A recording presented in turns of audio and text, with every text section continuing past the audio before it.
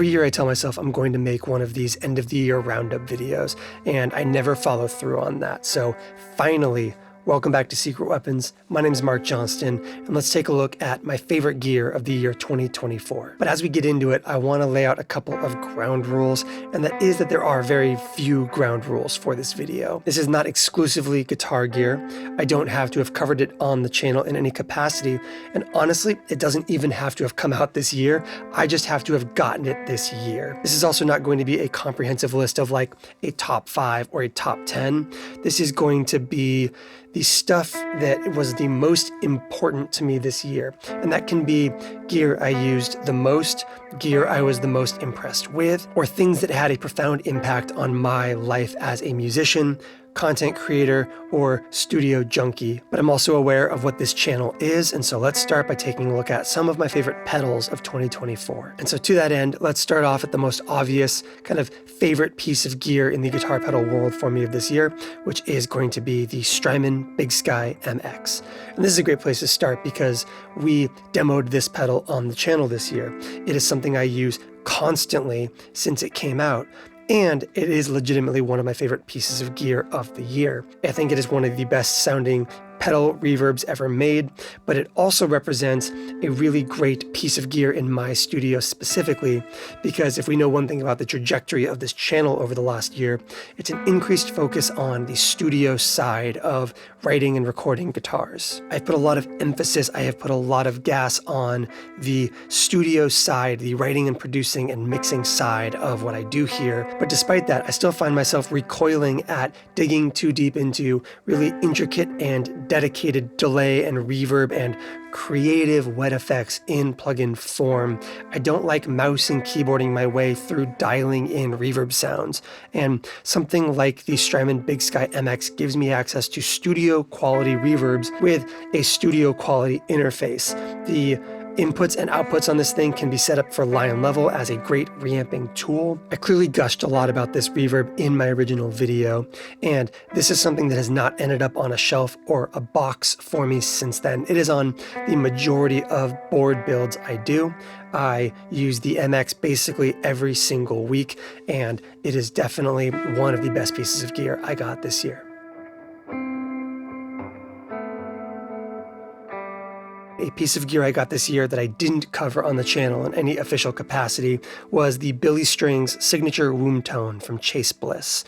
This is Chase Bliss's kind of like old school phaser, the womb tone, a pedal I have played at NAMM and nowhere else, loved dearly but never managed to get my hands on one. Brought back to the market as an artist collaboration, I believe the only artist collab Chase Bliss has ever done, with a really, really excellent update to it, which is the inclusion of an envelope triggered by your playing dynamics. And I like phasers in general. I think they are a great way to add pretty subtle or unsubtle movement to your playing. I think it's an underrated piece of gear to be used in a broader signal chain and not as kind of the central point of it itself. But the inclusion of the envelope in here really cinches it for me as a piece of gear I reach for very frequently when I need modulation. I'm kind of at a point right now where if I need modulation on my guitar, I either reach for one of myriad chorus pedals, or it's this. It's kind of one or the other for me. I think that the womb tone Billy Strings version is one of the best modulation offerings Chase Bliss has brought out so far. I have been a really big fan of it, and yeah, it's been one of the most fun pieces of gear I've gotten this year.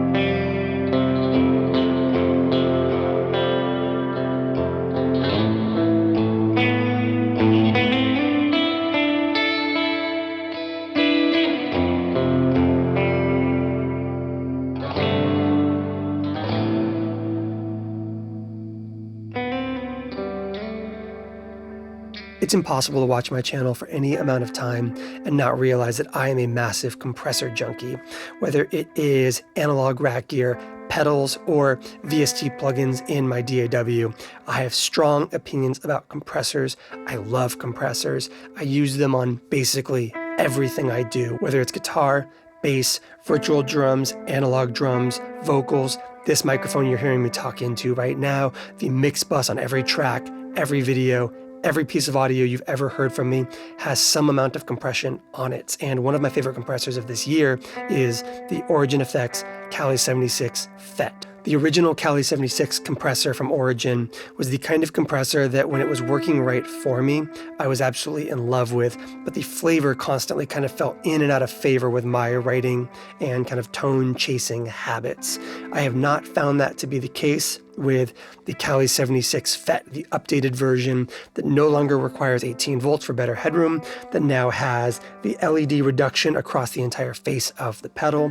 I found that this thing on all measurable aspects was a better product, a better offering, and a really welcomed update to what was already a lot of guitar players' favorite compressors. I often endearingly refer to the Cali 76 as an 1176 with the edges sanded down, designed to not scare guitar players.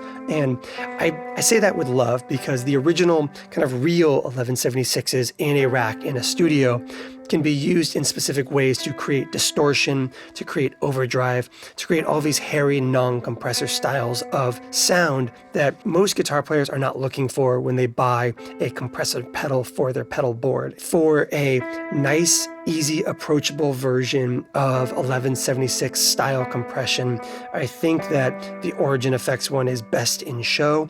I love it, I think it's great, and I think it's one of the best offerings out there for pedal board compression.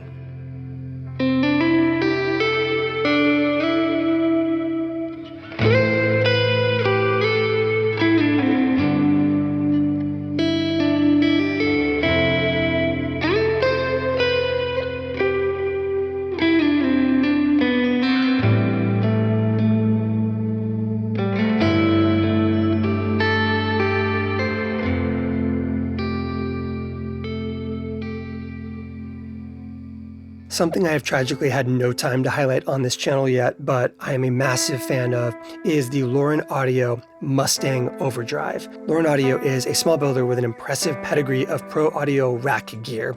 They also make something called the Panther preamp, which is a microphone preamp in a 500 series style rack interface that just sounds incredible. If you want to hear that, I'm going to link to Signal Path down below. He's a buddy of mine who owns a couple of the Lauren Audio preamps and makes them sound incredible. But in this video, I want to talk about the fact that we are looking at the Mustang, a 3-knob overdrive with its kind of lineage derived from the 1073 microphone preamp. And this thing is beautiful sounding.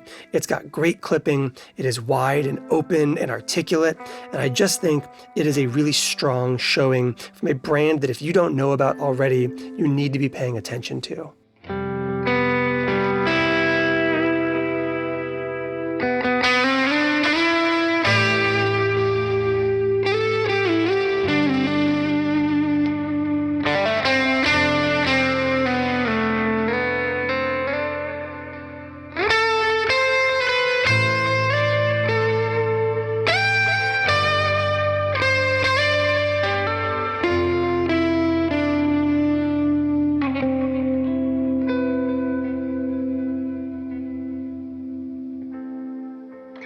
A weird fact about me as a guitar player is that I have been on direct solutions for guitar since nearly day one. My first amp, like many of us, was a Line 6 Spider. Shortly after that, I picked up a Pod XT Live, and from that point forward, I almost always, whether in the studio or on stage, was playing a direct rig of some kind. I can think of maybe 2 bands in the intervening years where I was playing live amplifiers on stage, almost always in-ears, almost always direct. And over the last year, I've spent a lot of time and energy trying to get my tube amp workflow dialed for the studio. I first played the Monarch years and years ago, put one on layaway and lost out on it because I was broke and couldn't get the money together fast enough. And it was the one that got away for a long time. And I'm so smitten, so obsessed. Even though we've not done a focused look on this amp before on the channel, you've heard it dozens and dozens of times already because I use it on almost everything. Benson makes phenomenal stuff, and this 15-watt reverb combo is absolutely one of the kind of sound in my head made manifest pieces of gear that I am absolutely in love with from this year.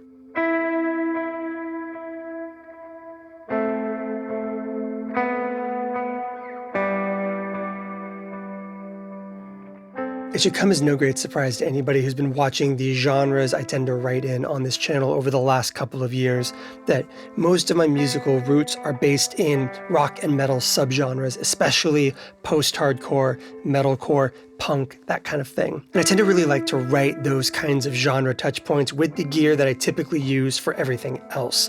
I think that you can get great post-hardcore and even metalcore sounds out of Fender guitars, Benson amplifiers, the kind of usual stuff that I'm already very familiar and comfortable writing on.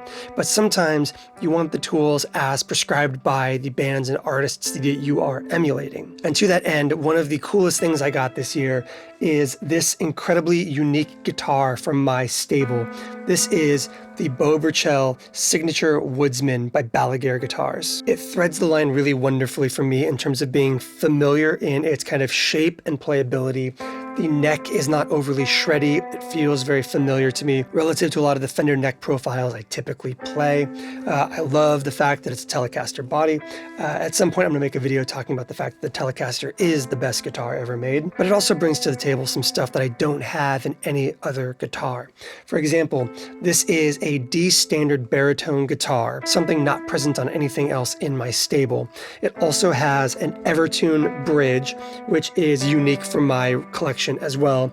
And in this thing, you have a pair of Mojotone Magnum 44 humbuckers, which are some of the best sounding pickups for heavy genres of music I've ever heard in my life. Between the Evertune bridge, the D standard tuning, and those pickups, this is the kind of thing that you can just grab having not picked up for a couple of days or a couple of weeks, plug in, not even bother checking the tuning, and just let it rip.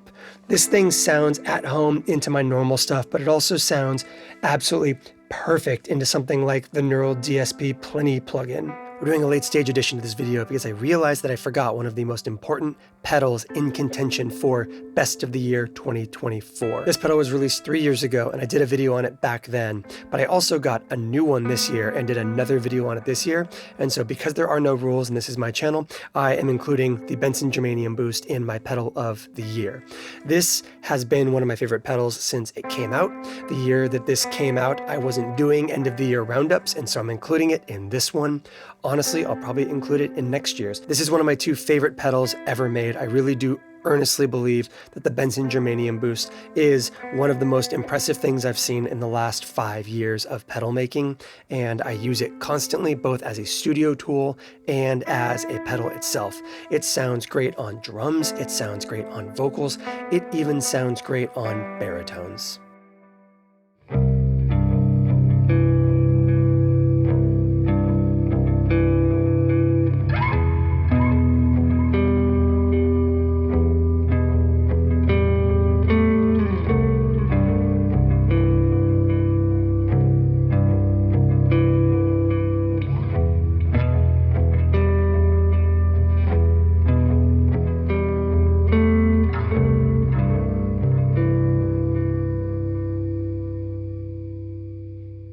But all that brings me to what I think maybe holds the spot of #1 for favorite gear of 2024 for me, and that is basically this entire rack right here. And I know that feels like kind of a cheater answer right now. I feel like this is hard to kind of justify as a single spot in a list like this, but whatever, it's my list. Almost everything in here is something that I have found a ton of joy and passion and usefulness for in the last year. Almost everything here is also new to me over the last 365 odd days, except for this Behringer rack. This is neither new nor that useful, so let's get it out of here. But whether it's my Apollo 8XP, which I've talked a lot about on this channel, or my 500 series rack from API and Vintage King, or either of my Warm Audio preamps, the Apollo X8P here at the top is like the beating heart centerpiece of my studio, but everything that comes below it is where so much of my kind of joy and intrigue in writing music kind of comes from right now. I have my API 500 series rack right here that has a pair of Maris 440 preamps in it, which are API style American preamps with a built-in effects loop and some really great EQ switches for instantly finished guitar tone. Below that is my Warm Audio 273 EQ. This is basically a 2-channel 1073 style preamp, and I record the vast majority of my guitars through that right now, especially when it comes to recording with the Universal Audio aux box. I have found that running that aux box into something like a 273 or those Maris 440s, you can just level up what would otherwise be risking sterility in terms of the tonality of your guitar. Digital cabinets and digital mics running through analog preamp gear just adds warmth and weight and presence and a finished quality that I am obsessed with. And below that is the WA MPX from Warm Audio, which is a tube preamp based on an old Ampex kind of cassette tube pre thing from back in the day. It has a ton of gain. It's incredibly smooth, low transients. It's what we're recording my mic through right now when it comes to bass guitar and most of my vocals in this studio. I run almost all that stuff through this tube preamp because the tubes just do so much to add that gentle character of tube compression without adding too much color, without adding a bunch of clipping in the way that sounds great with the 273. I like having these different flavors here, and below all of that is my beloved patch bay, which someday I'm going to make an exhaustingly long video just on my patch bay. It's one of my favorite things that I've ever bought for my studio. This beat up black studio case that I borrowed / stole from a mentor of mine contains so much of what brings me joy in the writing, recording, and mixing process. I run drums through this thing from the DAW. I A/B all of these different preamps when I'm picking up a new microphone to do a project with. This is what I enjoy working with here in the studio these days. I've been spending a lot of time this year thinking about how I judge the merits of the gear that I use, beyond just does it sound good, does it do what the manufacturer hopes it will, or what is the feature set, does it have MIDI, does it have top-mounted jacks, is it true bypass? I've been thinking instead a lot more of how does it enable me to write? How does it reduce the friction between the sound in my head, the song I have percolating inside, and my ability to get it into my DAW? When I think about the gear that I have pulled the most music out of this year, new or old, that is the metric that brings me joy. When I look at a video I've finished for this channel, whether it's a sponsored video for a guitar pedal or something more blue sky oriented or a tutorial of some manner, the thing that I judge that video on more than the numbers it does, more than the comment section, is did the intro song slap in a way that I was proud of? Did I write a song? Did it sound a way that made me very proud of the end product? And that is the thing that kind of takes up all the brain space for me here in this studio. That rack is a lot of where that energy and that motivation comes from these days. So thank you for watching. Not just this video, but everything this year. Stick around for next year. More guitar pedals, more amplifiers, and definitely more of a focus on writing, recording, and producing your own music. I'll see you around.